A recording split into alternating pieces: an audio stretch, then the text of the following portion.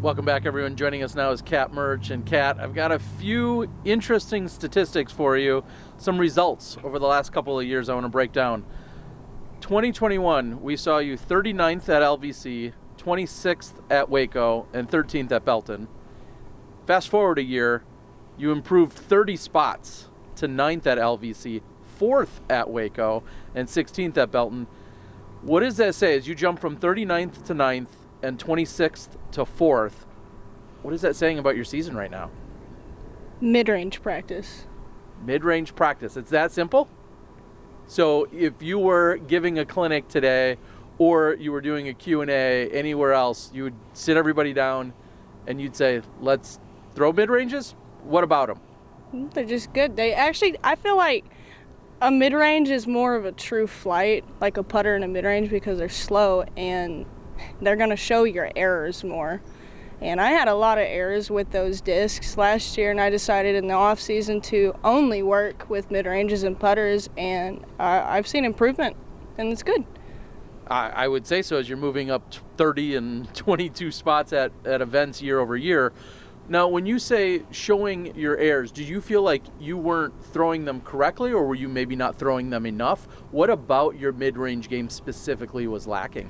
It's the feel. It's the feel of like throwing a good shot with the mid-range. It's like correct. The flight is correct. It's not perfect, but it's more correct. But it's not only just the mid-range practice. I think working on my mental health and mental game, like outside of disc golf and within disc golf, has also helped improvement. So I'll follow that up and say, what are some of the things that you're doing if, again, you're giving tips or advice to somebody out there in terms of mental awareness, health, and everything else? What are some of the things that have worked for you? Reading, taking time to be completely alone with yourself. That's a big thing. If you're not happy, if you're alone with yourself, then you might want to start reconsidering what you need to work on as a person and stuff. I journal.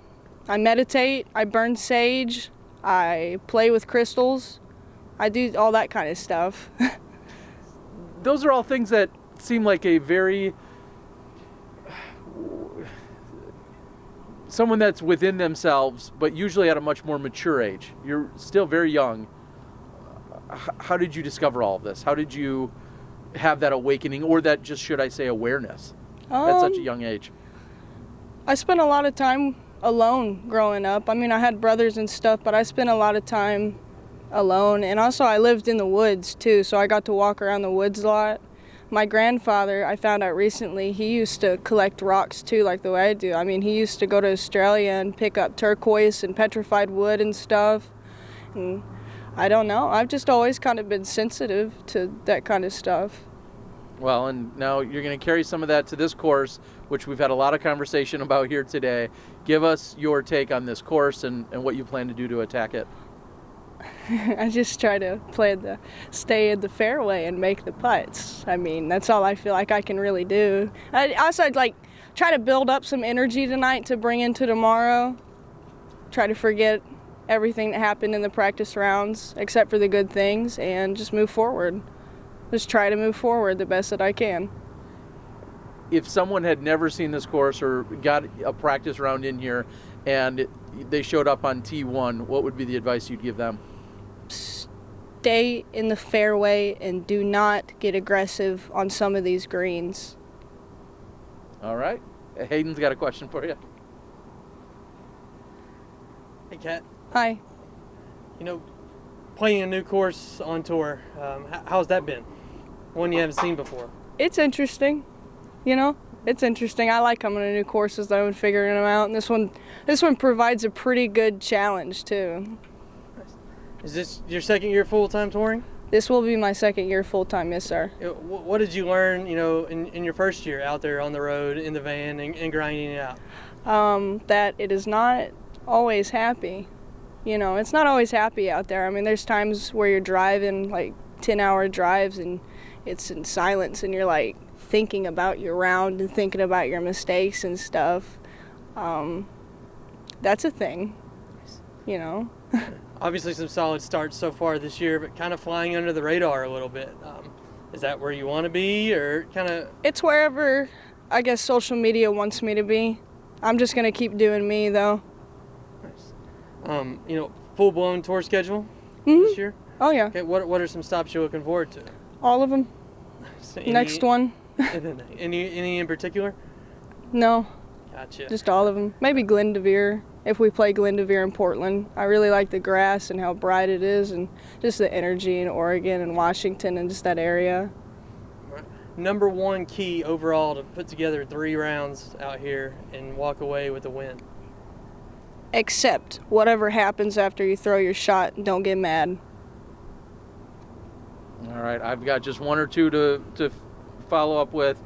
This year, you've only had 1 round where you played below your rating, and that was at Belton last weekend. I'll follow it up, though, and say, do you care about ratings? Does any of that matter to you? No. It's where I think where I stand after the tournament is what matters to me the most. Ratings is nothing. I could have a bad round and a poor rating, or a good round and a rating that's at my rating. I don't think most ratings are accurate. I don't think a player should base their skill off their rating. I think that sometimes provides doubt in a player's mind, and in a competitor's mind, there should be no doubt. There should only be confidence, and just confidence, So fair to say that you don't have a goal or any kind of benchmark in which you would hope to be rated at by a certain time of the year or anything of that nature, or do they still matter in that regard? I mean, I want my rating to be higher, if anything, but I don't care exactly what number it is. I'm not looking for an exact number. All I care is about how I place in the tournament from here on out. I think ratings are a distraction. What would you change about them? Ratings? I don't know. I don't really have anything I'd change. I just think they're a distraction to me. All right. Well, we know that you want to maintain focus. We wish you the best of luck this week, and we'll be back right here on the Disc Golf Network in a moment. Awesome.